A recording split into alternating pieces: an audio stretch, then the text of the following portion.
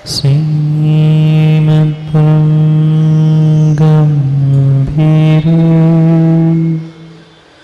स्यात्मोघलाञ्छनं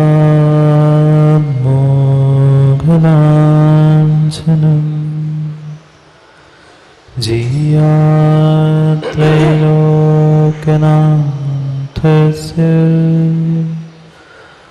शासनं जिनशासनं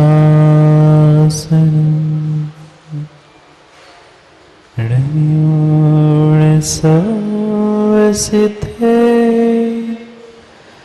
जानतं खविदीय संसारे दस दस दादावृणे दस दर्पेहणं बोचे नमो हरिहन्ताणं नमो सिद्धाणं नमो आयर्याणं नमो वत्साहाणं नमो लोय सर्वसाहुणं।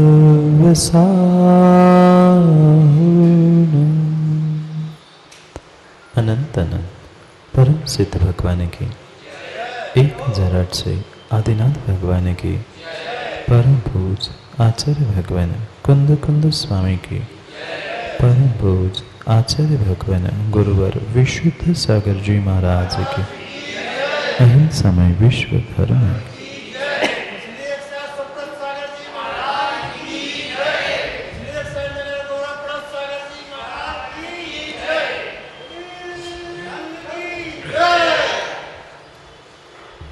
अंतिम तीर्थेश वर्धमान स्वामी के शासन में हम सभी विराजते और उनकी यह पावन पीयूष देशना हम सभी के लिए परम उपकारी। अनादिकाल से हमारी आत्मा में जो जन्म जरा और मृत्यु रूपी रोग लगे, उन रोगों का उपशमन करने वाली कोई परम औषधि है तो वह एकमात्र यह चिन्हवाणी भव्यात्मा।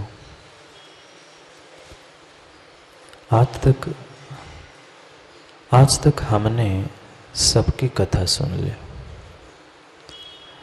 सबकी कथा सुनते सुनते कभी कभी हमने अपनी व्यथा भी समझ ली। पर क्यों नहीं आज हम अपनी स्वयं की ही कथा समझें। कथा भी हमारी और व्यथा भी हमारी।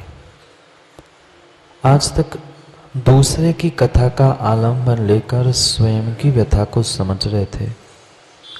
अब हम अपनी ही कथा, अपनी ही आत्मगाथा और अपनी ही व्यथा को समझते। चंद्र जी, दूसरों की आत्मगाथा लिखना, दूसरों की कथा लिखना बहुत बहुत बहुत ही आसान है, पर अपनी स्वयं की व्यथा समझकर अपनी स्वयं की आत्मगाथा अपने शब्दों में लिखना कठिन है। आज तक जो मैंने दूसरे के चित्रपट, दूसरों की कथाएं, सब कुछ जो सुनी थी, अब स्वयं के ही चित्र को और स्वयं के ही चित्रपट को समझना था। करनी थी यात्रा स्वयं की ही उस जीवन की, कि कहाँ से मैंने अपना वह जीवन यात्रा का, आत्मकथा का पहला क्षण प्रारंभ किया। कहाँ पे था मैं, कौन था मैं, और आज भी मैं कौन हूँ और मुझे कहाँ पहुँचना है। इन चंद प्रश्नों का उत्तर ही हमें अपने जीवन के इस चित्रपट से खोजना है। प्रारंभ करें उस जीवन के चित्रपट को। माँ, कहाँ से शुरुआत करें? आज से कि पुराने समय के फ्लैशबैक में जाकर, जहाँ से वास्तव में हमने उस उन्नति को प्राप्त किया था।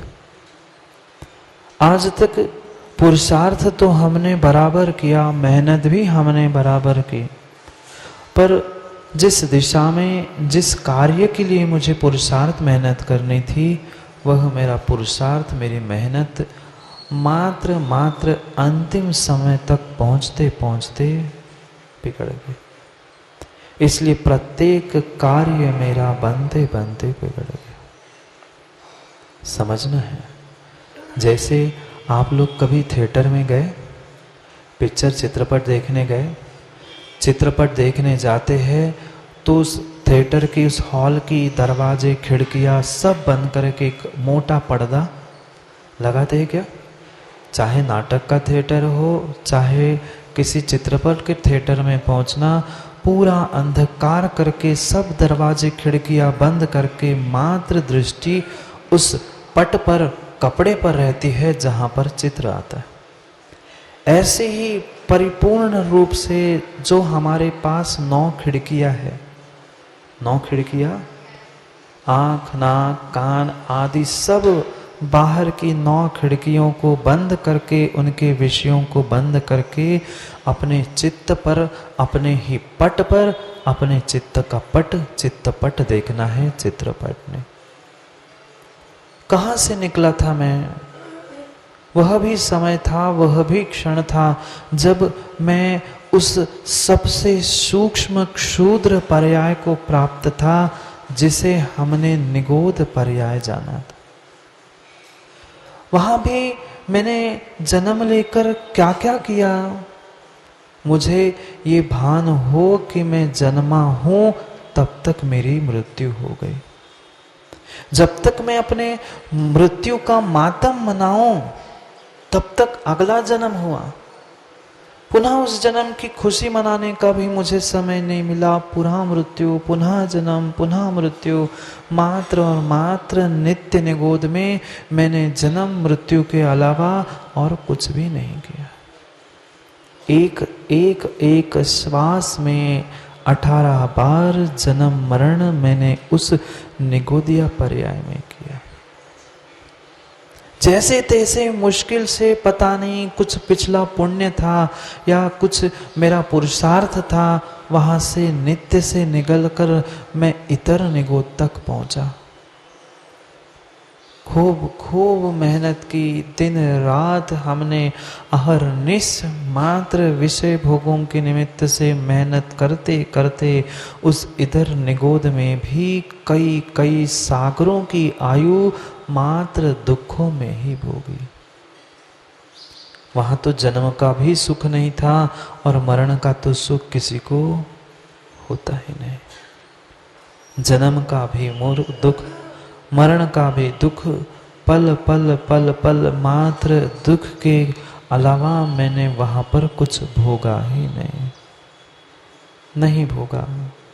जैसे जैसे और थोड़ा सा पुण्य का उदय आया, उस निगोद से निकलकर, निगोद पर्याय से, इतर निगोद से निकलकर हमने पृथ्वी का एक भूमि, जहां पर गड्ढा, जहां पर मल, जहां पर महल, सब कुछ खड़ा था, सब कुछ पड़ा था, पर फिर भी बोलने की कोई ताकत नहीं थी।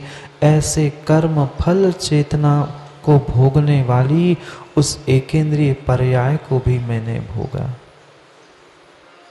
कुछ क्षण बिल्कुल स्तब्ध होकर, बाहर के सभी विकल्प छोड़कर भीतर के चित्रपट को देखना। क्योंकि जो चित्र भी बनता है, पहले वह चित्र निगेटिव होता है। फोटो निकाली कभी वकील साहब? फोटो निकाली? आजकल तो कार्ड से उससे बनने लग गई, पर पहले एक रील आती थी नेगेटिव। पहले वह नेगेटिव को डेवलप करके पॉजिटिव फोटो आती थी। ऐसी ही मेरी जिंदगी आज तक नेगेटिव थी, अब पॉजिटिव होने की और हमें बढ़ना है। कितने अंधकार में और कितने दुखों में मैंने जीवन यापन किया। चाहे धूप हो, गर्मी हो, उष्णता हो, पानी हो, ओले सोले हो, वह चारों पांचों स्थावर पर्याय में मैं मात्र उस दुखों को भोगता रहा और भोगता रहा। कर्म फल चेतना। कर्म चेतना नहीं, कर्म फल चेतना, जहां मैं ना हूं कर सका ना चू कर सका। किसी ने वसूला चला दिया, फिर भी मौन। किसी ने आकर पानी डाल दिया, फिर भी मैं मौन। बहुत तेज वर्षा हुई तो भी मुझे कुछ दुख नहीं कर सका, और बहुत अच्छी खासी धूप भी पड़ी तो भी मैं दुख का कोई प्रकटीकरण नहीं कर पाया। किया ना वनस्पति कायिक में, ना पृथ्वी कायिक में, न जल कायिक में, न अग्नि, न वायु, किसी भी स्थावर पर्याय में दुख भोगने के अलावा दुख कहने की शक्ति भी मुझे नहीं मिली। पता नहीं कुछ पूर्व के संस्कार थे, प्रभु के नामस्मरण का पुण्य था, जिसने हमें उस एकेंद्रीय पर्याय से और थोड़ा आगे विकलेंद्रीय पर्याय को प्रदान किया। वहां भी पल पल पल पल मैंने कितने सारे दुख भोगे। कभी दूसरे त्रियंश के द्वारा पीड़ा को प्राप्त कराया, कभी मनुष्यों के द्वारा मैं कष्ट को भोगता रहा, पर दुख और कष्ट के अलावा और कुछ भी उस विकलेंद्रीय पर्याय में नहीं कर सका। कहता किससे? ना एकेंद्रीय पर्याय में बोलने के लिए वचन बल था, 2 इंद्रिय, 3 इंद्रिय, 4 इंद्रिय पर्याय में वचन बल मिला, रसना इंद्रिय मिली, पर फिर भी भाषा कहाँ से लाता, शब्द कहाँ से लाता, किसके साथ में शेयर करता अपने दुखों को? नहीं कह पाया। वहां भी मैं अपने किसी को अपने दुखों को कहने की शक्ति नहीं रख पाया। वहां भी पुनः पुनः थोड़ा सा और पुरुषार्थ करते हुए कर्म चेतना की बदौलत उस ज्ञान चेतना तक पहुंचने का पुरुषार्थ करके जैसे तैसे पंचेंद्रिय पर्याय को भी प्राप्त है। पंचेंद्रिय पर्याय में भी कभी त्रियंश बना, कभी घोड़ा, कभी हाथी, कभी ऊंट, सब कुछ पर्याय प्राप्त करके एक अंतिम सर्वोत्कृष्ट पर्याय जिससे मुझे भगवान बनना था, उस भगवान बनाने वाली उस मनुष्य पर्याय को भी मैंने प्राप्त किया। पहली बार प्राप्त किया नहीं, जब पहली बार प्राप्त किया था उस समय की बात की याद कर रहे हैं, जब पहली बार नित्य निगोद से निकलकर मैंने मनुष्य पर्याय को प्राप्त किया। आज भले ही पहली नहीं है मनुष्य पर्याय, पर नित्य निगोद से जब मैं निकला था तब कभी ना कभी पहली मनुष्य पर्याय मैंने प्राप्त की थी। बहुत सुंदर चित्रण अपने स्वयं की जिंदगी का, स्वयं के जीवन का हमें समझना है। आज तक मैंने नहीं समझा कि मैंने अंतर मुहूर्त में 48 मिनट में कितना पाप किया है, जिसके कारण 84 लाख योनि, कितनी 84 लाख योनियों में भटकने का कोई कारण है तो मात्र 48 मिनट की मर्यादा से बाहर किए में मेरे कार्य है। अंतर मुहूर्त 48 मिनट का और 48 के बिल्कुल उल्टा क्या 84। जो 48 की मर्यादा को नहीं समझता वही 84 के चक्कर खाता रहता है। मनुष्य बनकर भी मैंने क्या कुछ नहीं किया, बहुत बड़ा धर्मात्मा बनने का ढोंग मैंने कर लिया, पर वहां कितने प्रासुक भोजन किया। क्या 48 मिनट में, मां कल भी हमने समझा था बर्तन मंज गए थे। 48 मिनट का दूध, 48 मिनट का पानी, 48 मिनट की सब आटा, सब मर्यादा का सेवन किया? नहीं किया। अगर किया होता तो 84 लाख के चक्कर हमें खाने ही नहीं पड़ते। पर क्या करे, पहले दिन से ही गलती हुई। अक्सर ऐसा ही होता है, पहले दिन गलती हो गई कि पूरी जिंदगी भर गलती में निकल जाता है। ऐसे ही हुआ, पहली पर्याय जो मनुष्य में की मिली थी, उसी पर्याय में मैंने गलती कर ली। अब उस गलती का नतीजा है कि मैं आज तक दुखों को, कि सुखों को, दुखों को भोग रहा हूं। एक क्षण की गलती, एक अंतर मुहूर्त की गलती 84 के चक्कर काटने के लिए काफी है। 84 के चक्कर काटने के लिए काफी है। एक सेठ जी की पर्याय को मैंने प्राप्त किया था। वह सेठ जी बनकर सोच रहा था कि धन संपत्ति में थोड़ी सी वृद्धि हो जाए, मैं थोड़ा सा और बड़ा सेठ बन जाऊं, और कमा लूं। इसलिए पुरुषार्थ करके निर्णय कर लिया कि देश में तो पैसे नहीं मिल सकते, विदेश में जाकर थोड़ा सा धन अर्जन करके आओ। ये परम सत्य है, ये परम सत्य है। धन का और विद्या का अर्जन वकील साहब कभी अपने नगर में नहीं होता। जिसको विशेष धन, विशेष विद्या प्राप्त करनी है, अपने घर में, अपने नगर में रहकर वह कभी प्राप्त नहीं कर सकता। उसने भी सोच लिया कि चलो कोई बात नहीं, मैं भी विदेश हो आता हूं, अच्छा खासा धन कमा के लाता हूं। वह पुराने समय की बात थी। उसने सोचा मैं जहाज में बैठकर विदेश चला जाता। बैठ गया, पूरे ही मन की तैयारी करके बैठ गया। मैं तो इस बार 1 के 10 करके पक्का लाऊंगा। काफी पूंजी साथ ले जा रहा था, व्यापार करना था, खाली हाथ कैसे जाता। नए देश में जाना था, अच्छी खासी पूंजी साथ लेकर जा रहा था। सोच रहा था मैं अच्छा खासा व्यापार करके बहुत बड़ा व्यापारी बन के वापस आऊंगा। अभी तो धन संपत्ति मात्र झोले में लेके जा रहा हूं, लौटते हुए पूरी जहाज में मात्र अपनी संपत्ति लेके लौटूंगा। स्वप्न देख रहा था, जैसे हम भी सुबह शाम नहीं देखते स्वप्न, हम भी दिन में भी और रात में भी मात्र ऐसे ही सपने देखते हैं जैसे वो सपना देख रहा था।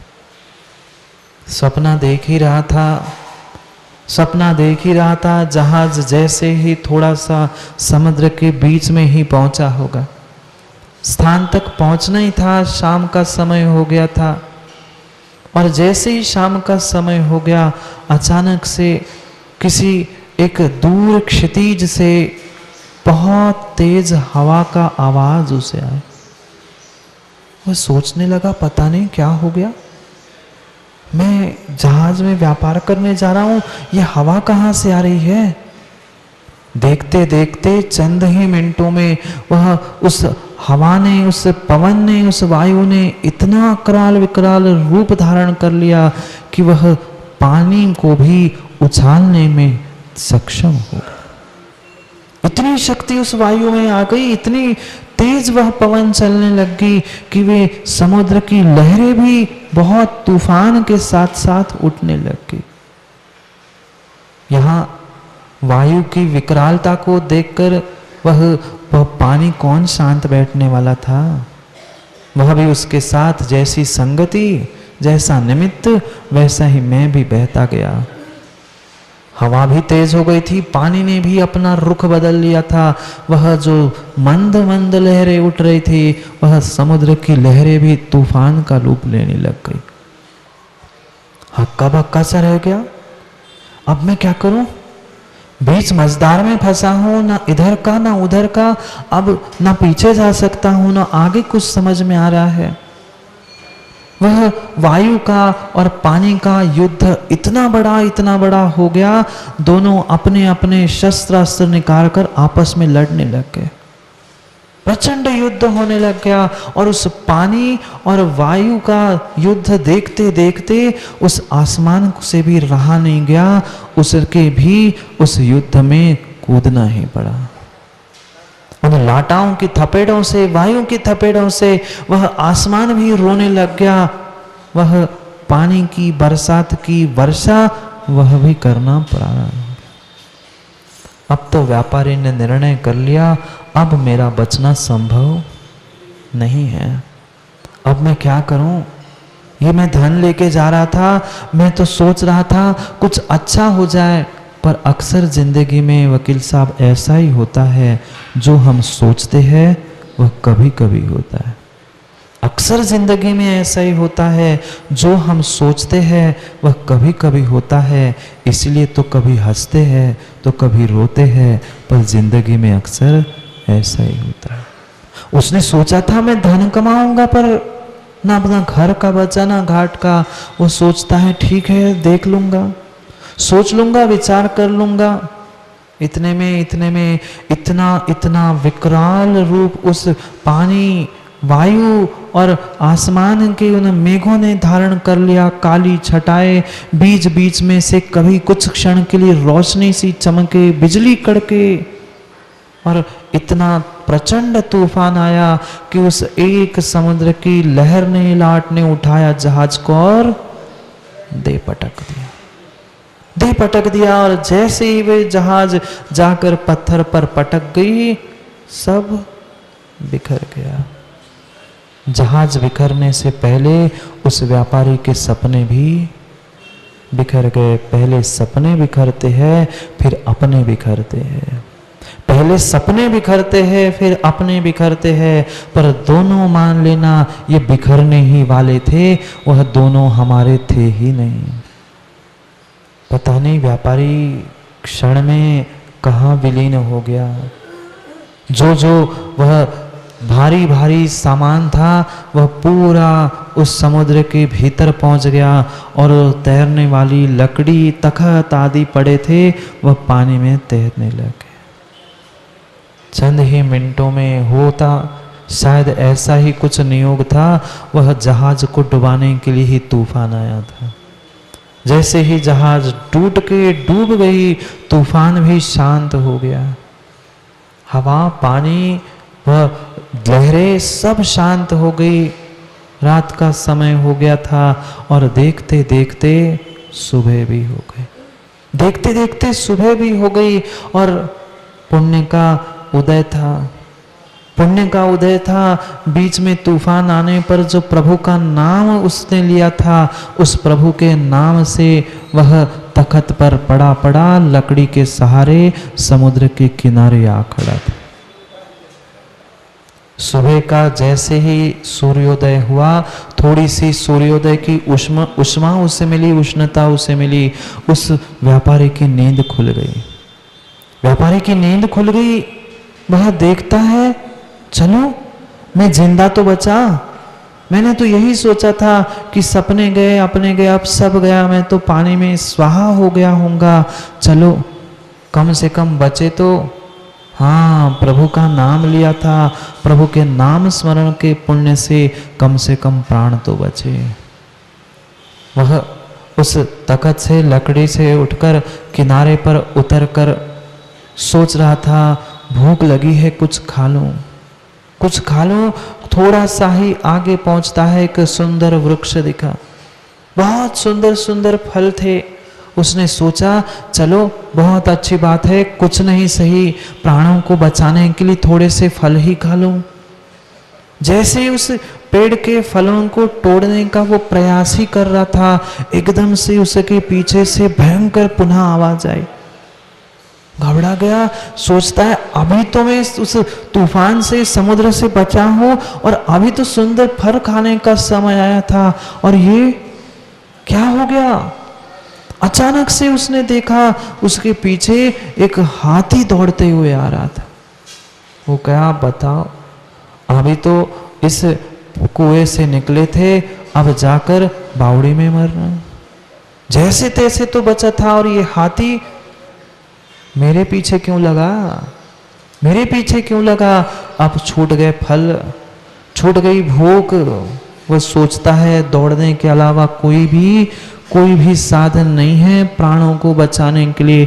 पेड़, फल, प्यास, भूख सब छोड़कर वो हाथी से बचने के लिए दौड़ने लगा। कहाँ हाथी और कहाँ इंसान।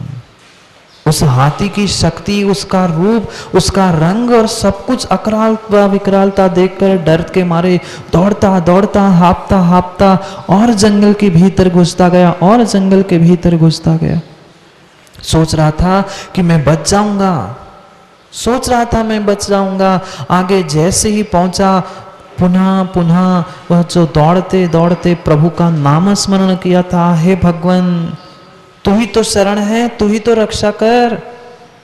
भगवान के स्मरण से जो थोड़ा सा तनक सा पुण्य का उदय हुआ था, उससे सामने देखा एक बहुत बड़ा विशाल वटवृक्ष उसे दिखाई दिया। उसने सोचा कोई बात नहीं, चलो उस हाथी से बचने के लिए मैं इस वृक्ष पर जाकर छुप जाऊंगा। बटके उन जड़ों को लटकते हुए जड़ों को पकड़कर वह जाकर ऊपर डाली पर हाथ पकड़कर खड़ा हो गया। हाथ पकड़कर खड़ा हो गया। हाथी कौन पीछा छोड़ने वाला था? हाथी कौन पीछा छोड़ने वाला था? दौड़कर वह हाथी वहां भी पहुंचा और निर्णय कर लिया हाथी ने, ये तो मेरा शत्रु है ही, पर शत्रु को सहारा देने वाला भी, शत्रु को सहारा देने वाला भी शत्रु है। अब उसे नहीं पकड़ पा रहा हूं तो मैं पेड़ ही को पकड़ लेता हूं। उस हाथी ने पकड़ लिया पेड़ को, पकड़ लिया पेड़ को, और जैसे ही पेड़ वो हिला रहा था, वह पुनः मुख से आवाज निकली, ओ बचाओ बचाओ। और जैसे ही उसने मुंह खोला बचाव कहने के लिए, उस पे ऊपर जो मधुमक्खी का छत्ता लगा था, वहां से एक शहद की मधु की बूंद आकर उसके मुख में टपक गई। खुश हो गया, ये क्या, इतना मीठा, इतना सुंदर, इतना अच्छा। सोचने लगा, एक बूंद, दो बूंद, 4 बूंद, 10 बूंद जैसी टपकी, वो तृप्त हो गया, भूल गया कहाँ का हाथी, कहाँ की मृत्यु, कहाँ का कुछ, सब भूल गया उस चंद बूंदों के पीछे शहद की। खुश हो गया, चलो सुबह कल से कुछ खाया नहीं था, कम से कम ये मीठी शहद की बूंदें तो मुख में मिल गई।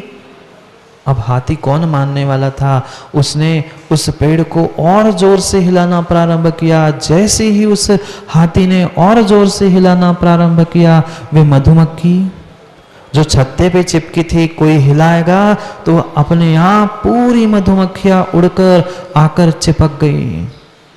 कोई गाल पर, कोई नाक पर, कोई सर पर, कोई हाथ पर, कोई पैर पर, वह काट रही है, बराबर काट रही है, पर उसको मधुमक्खी के काटने का दुख नहीं आ रहा है चंद्रेश जी, उसे उस शहद की चंद बूंदों का स्वाद आ रहा है, चंद बूंदों का स्वाद आ रहा है। वो सोच रहा है, नहीं बस थोड़ी सी और कर लूं, थोड़ी सी और खा लूं। ऊपर मधुमक्खी को देखकर, वह छत्ते को देखकर टपकते हुए शहद का स्वाद लेते लेते वे मधुमक्खियां काट रही थी, दुख भूल गया, दुख भूल गया। जैसे ही बूंद का स्वाद लेके वह कुछ समय बाद नीचे देखता है, नीचे एक अंधकूप था बहुत बड़ा, और उस अंधकूप में भी 4 सर्प और एक बहुत बड़ा अजगर मुंह फाड़े लाल जीवा को लपलपाते हुए उसे ग्रहण करने का प्रयास कर रहा था। उसने पुनः उसको देखकर अनदेखा किया, पुनः छत्ते को देखकर खुश हो गया, चलो शहद की बूंद तो टपक ही रही है, काट रही है मधुमक्खियां, तो क्या हो गया, क्या हो गया, नीचे सर्प है, खा तो नहीं रहा। पुनः उस खाने में वह शहद की बूंदों का स्वाद लेने में मशगूल हो गया। वहीं से एक देव का विमान जा रहा था। दया आई देव को, दया आई विमान में बैठे हुए देव को। देव ने कहा, भाई कहाँ पड़े हो, कहाँ पड़े हो, उस मधुमक्खियां काट रही है, तू कर क्या रहा है? देख हाथी कहीं ना कभी इस पेड़ को उखाड़ कर फेंक देगा, तू नीचे गिरेगा, नहीं तू मधुमक्खियां खा के मर जाएगा। चल मेरे साथ, मैं तुम्हें और अच्छे सुखों तक पहुंचा दूं। उसने कहा, बस कुछ क्षण और रुक जाओ, और 2-4 बूंद में शहद की पी लूं, फिर चलता हूं। फिर कुछ समय के लिए वे देव विमान में बैठा बैठा सोच रहा था, कोई बात नहीं, कुछ किसी का कल्याण तो हो जाए। पुनः दूसरी बार आवाज लगाई, हे भद्र, हे जीव, समझ जा, ये तुम्हें लग रहा है पर ये तुम्हें दुख दे रहे हैं, कष्ट दे रहे हैं, मधुमक्खियां काट रही है, नीचे गिरोगे तो मरोगे, चल मेरे साथ। मानने वाला था नहीं, नहीं मानने वाला था। अरे आंख खोल के देख ले, जिस डाली को तूने पकड़ा है उस डाली को भी दो चूहे काट रहे हैं। जिस वृक्ष को तुमने पकड़ा है उस वृक्ष को हाथी उखाड़ने के पीछे पड़ा है। जो ये जिस शहद के पीछे तू एक क्षण के लिए बैठा है वे मधुमक्खियां तुम्हें काट काट कर खा जाएगी, और धोखे से वह डाली टूट गई तो गिरकर तो तेरी मृत्यु पक्की है। हाँ हाँ मान गया मैं आपकी बात मान रहा हूं, पर थोड़ा सा और शहद का स्वाद लेने दो, बस फिर मैं चलता हूं। 2 बार हुआ, तीसरी बार हुआ, पर फिर भी वह व्यक्ति नहीं माना। वह हाथी तो उखाड़ रहा ही था और डाली को चूहे काट रहे थे। इधर जैसे ही वह मधुमक्खी ने काट कर उसके हाथों को सुझा दिया, वह डाली भी टूट गई, हाथ भी छूट गए और पेट भी टूट गया, और जाकर वह अंधकूप में जाके मर गया।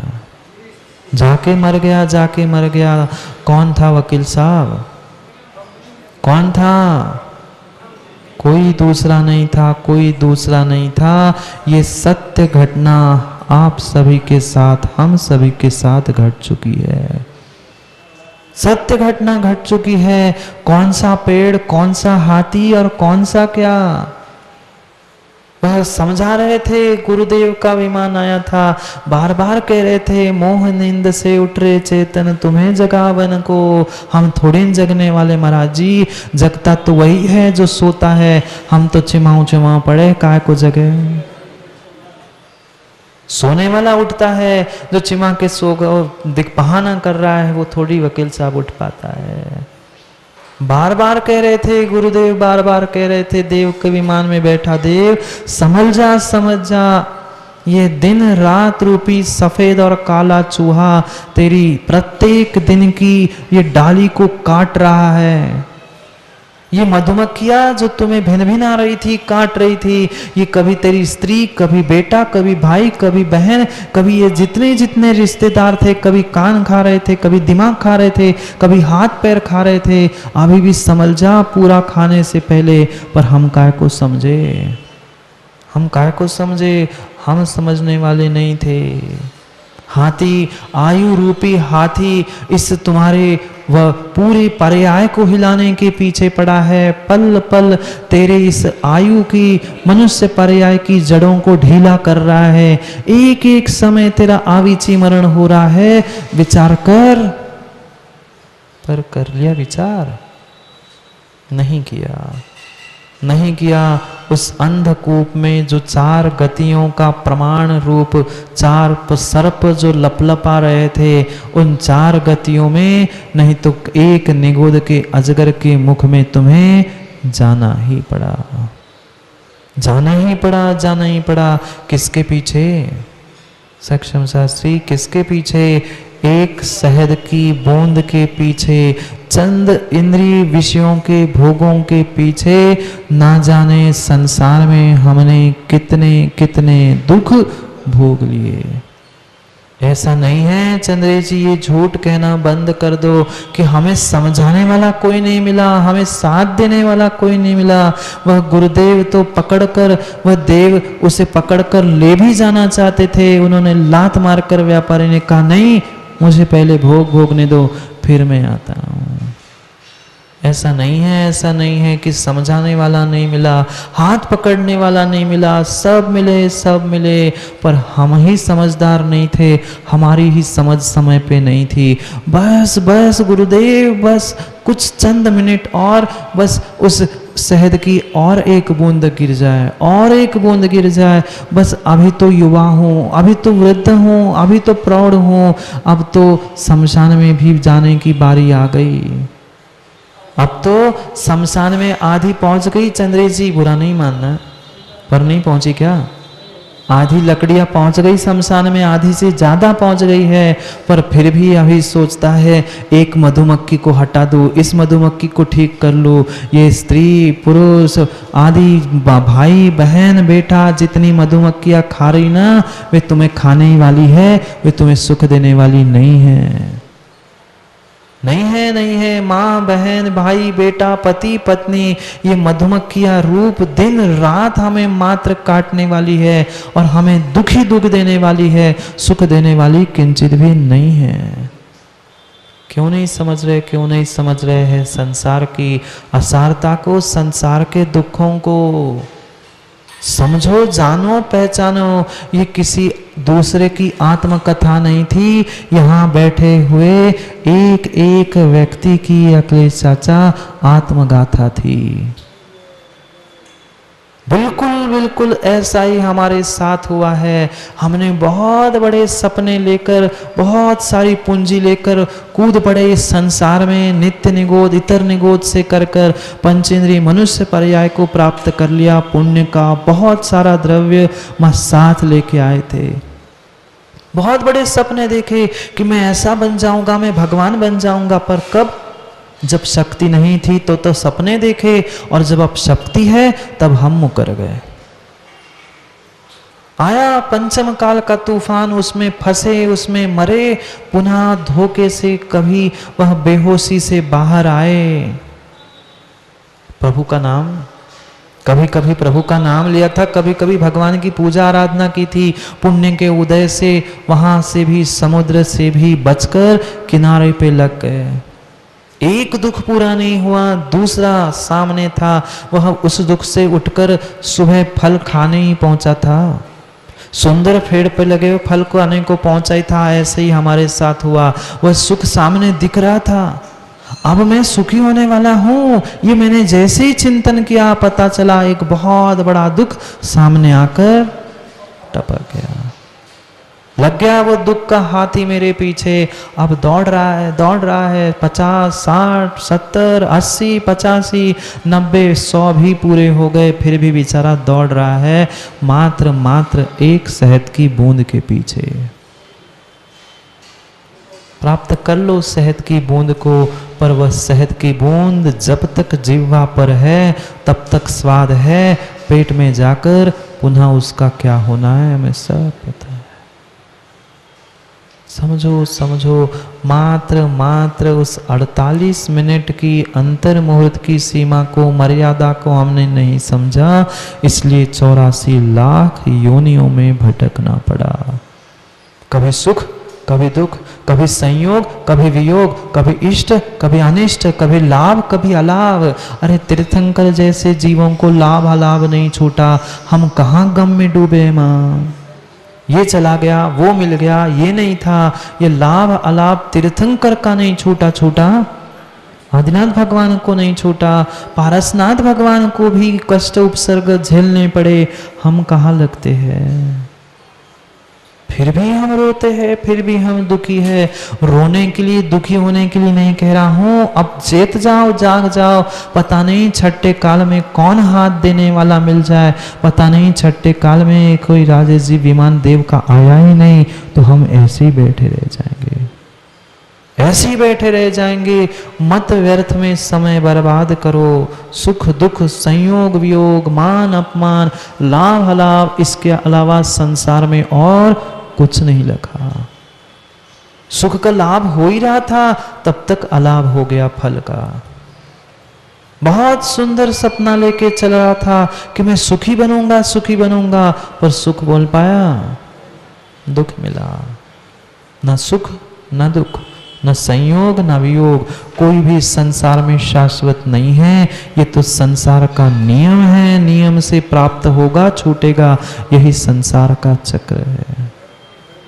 बहुत सुंदर बात कुंद कुंद स्वामी आज 35 और 36 नंबर के श्लोक में कह रहे। एक ही लिखे, दो आप पढ़ लेना, क्योंकि दोनों में यही विषय लिखा है कि कैसे संयोग वियोग के चक्कर में हमने 84 लाख योनियों में भटकने का प्रयास किया। यत्ने ना, कल का शब्द याद है, बुद्धि पूर्वक प्रयत्न पूर्वक हम पकड़े बैठे हैं। बस एक बूंद महाराज जी शहद की, बस अभी एक पर्याय, बस 1 घंटा नहीं, एक एक समय कीमती है, एक एक समय कीमती है। पर फिर क्या करे, हमारे पास समय ही नहीं है समय को समझने के लिए। बहुत अच्छी बात कह रहे कुंद कुंद स्वामी, कौन तुम्हें 84 लाख कर योनियों में घुमा रहा है? कोई दूसरा नहीं है। इस संसार का कर्ता भी मैं हूं, करण भी मैं हूं और कर्म रूपी भी मैं ही हूं। अन्य कोई नहीं है, अन्य कोई नहीं है।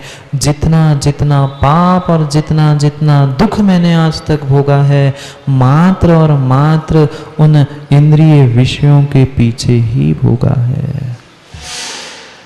रात में भोजन, अपक्ष खाना, अविवेक से जो मैंने इंद्रियों के भोग भोगे हैं, वे परिपूर्ण रूप से मुझे ही दुखी कर रहे हैं।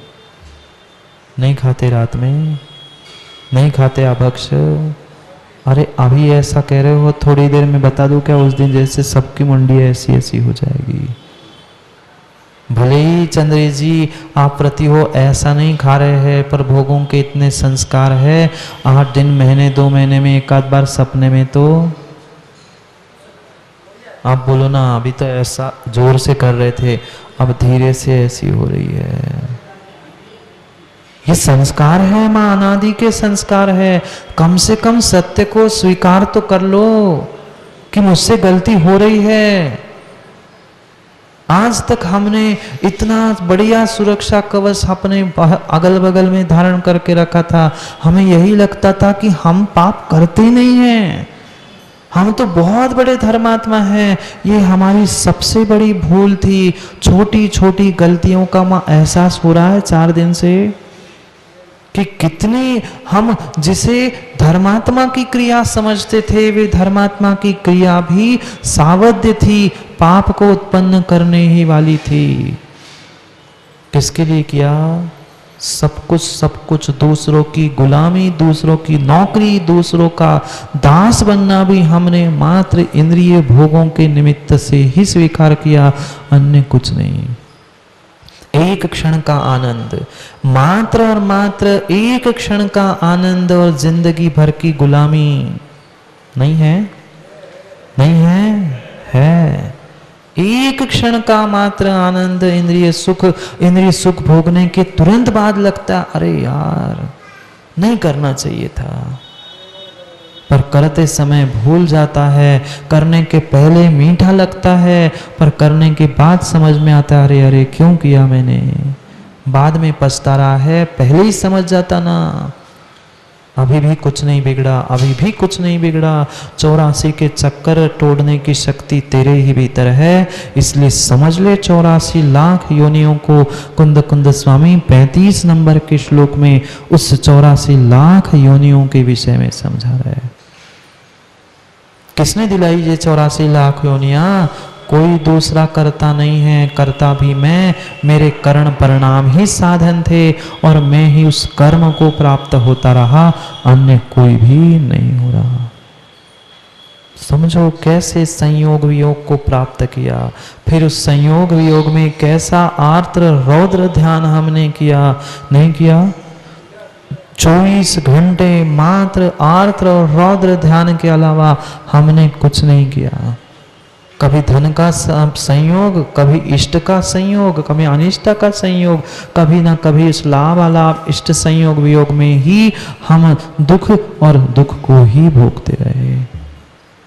कभी मान की अनुभूति की, कभी अपमान की अनुभूति की, पर ये मान अपमान भी मात्र लगा हुआ है, एक संसार का चक्र है, यह भी शाश्वत रहने वाला नहीं है। पढ़ लो श्लोक को, समय हो गया है, समय हो गया है। वकील साहब समय हो गया है, पढ़ लो 2 श्लोक को। पढ़ते हैं 35 और 36 नंबर के दोनों श्लोकों को। निश्चिदर धातु सत्य तरुदस वेलिंदिये सुचैव सुरनिहिय चौरो 14 मणि सदस्य हसा।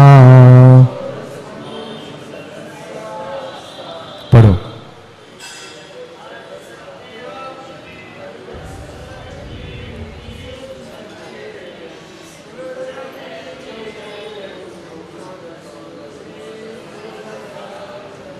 और एक पढ़ना है, संयोग विपजोगम लाहा लाहम सुहम च दुःखम च संसारे भूदाणम होदी हुमाणम तवाहमाणम च। पढ़ो पंडित जी।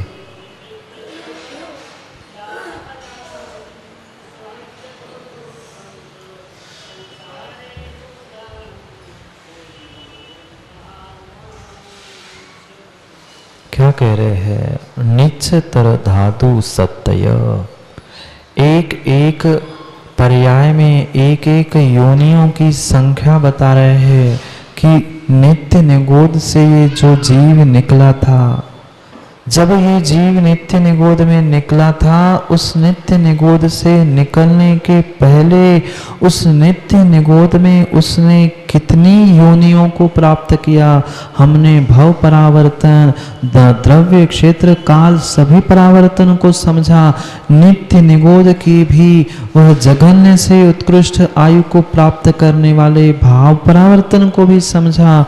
ऐसे उस नित्य निगोद इतर निगोद के उस जीव ने प्रत्येक के 7-7 लाख योनियों को प्राप्त किया। एक योनि में एक जघन्य, उस एक योनि की जघन्य आयु से लेकर उत्कृष्ट आयु तक, पुनः दूसरी योनि की करते करते 7 लाख योनियों की जघन्य से उत्कृष्ट आयु, जघन्य से उत्कृष्ट स्थिति, उन सबको प्राप्त करते करते जीव उस 7 लाख नित्य निगोद की, कितनी 7 लाख नित्य निगोद की योनियों में भटका। फिर पुनः इतर निगोद की 7 लाख, थोड़ा सा भगवान का नाम लेकर नित्य से इतर में पहुंचे, वहां भी 7 लाख।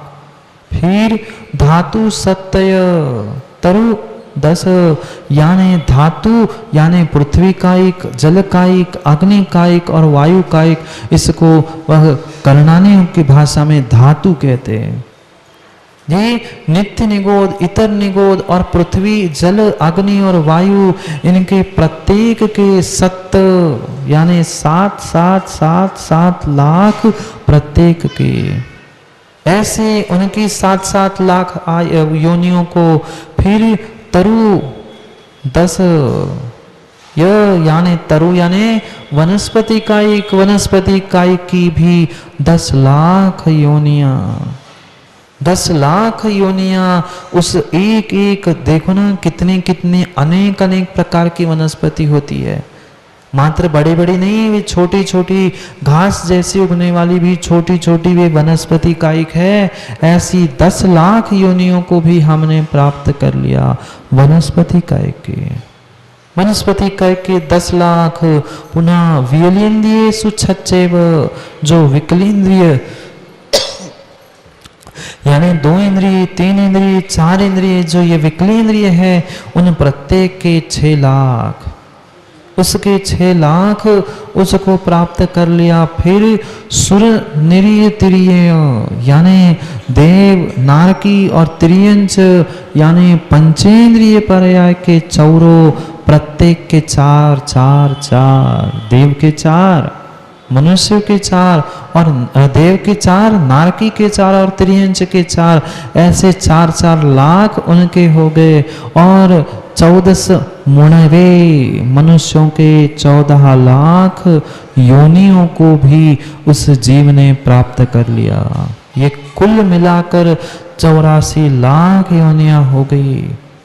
42, 10, 6, 12 और 14 इनको जोड़ने से ये 84 लाख जीवों की कुल योनियां कही गई। उसमें एक एक योनि को ऐसी कोई योनि शेष बची? ऐसा कोई स्थान शेष बचा कि जहां जन्म मरण नहीं किया। प्रत्येक योनि में जघन्य से उत्कृष्ट सब कुछ प्राप्त करते करते सदियां बीत गई, पर फिर भी मोह की नींद नहीं खुली। मोह नींद से उठ रहे चेतन, तुम्हें जगावन को हो दयाल उपदेश करे गुरु 12 भावन को। उपदेश सुन लिया हमने, एक कान से और दूसरे कान से निकाल कर कह दिया, हाँ महाराज जी आपको तो क्या है, आप तो कहते ही रहते हो, अब हमें तो शहद की बूंद मिल रही है, हमें तो सब कुछ देखना है, देखते रहो।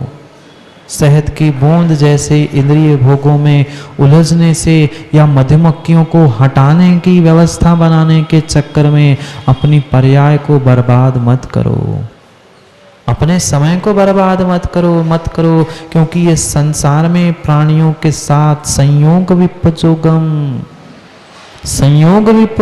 संयोग और वियोग ये तो लगाई है, बाकी के निमित्त से नहीं, इस पर्याय के स्वयं के निमित्त से सोचो ना। जो वह शक्ति थी, जो ऊर्जा थी, वह ऊर्जा वकील साहब आज शेष है? जो 25-30 साल पहले थी, जिसका संयोग था उसका आज वियोग हो चुका है। आज जितनी है 25 साल बाद और बचेगी। 25 साल तो बहुत हो गया, एक साल में ही व्यक्ति कहाँ का कहाँ हो जाता है। समझो, सोचो, विचार करो। ये संजोग विपजोगे, लाहा लाहम सुहम च दुखम च, लाभ अलाभ, व्यर्थ में भी लगता है, घाटा हो गया, कोरोना ने ऐसा कर दिया, वैसा कर दिया। अरे ये तो लगाई है, जब पैसे मिलते हैं, लाभ होता है, तब बगल वाले को कहने जाते हो क्या? नहीं जाते कि इतना लाभ हुआ। अब अलाभ हुआ है तो क्यों रो रहे हो? ये तो नियम है संसार का, ऐसा ही होगा। लाभ है तो अलाभ होगा, सुख है तो कल दुख मिलेगा, और आज दुख है तो कल सुख ना सुख मिलेगा। ये संसार का चक्र है। संसारे भूदानम होदिदु, भूत जितने जितने संसार के भूत है ना, कौन भूत? ये सब भूत ही तो बैठे हैं, प्राणी जीव।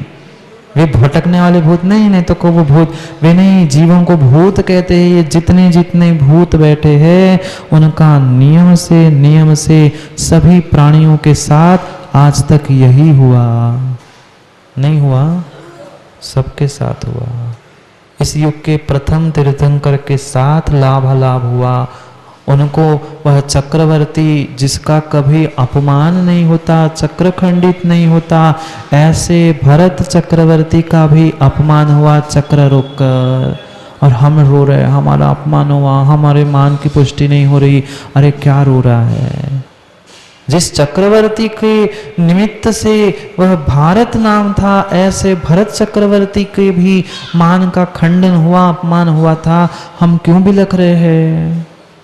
ये प्रत्येक जीवों के साथ होता आया है।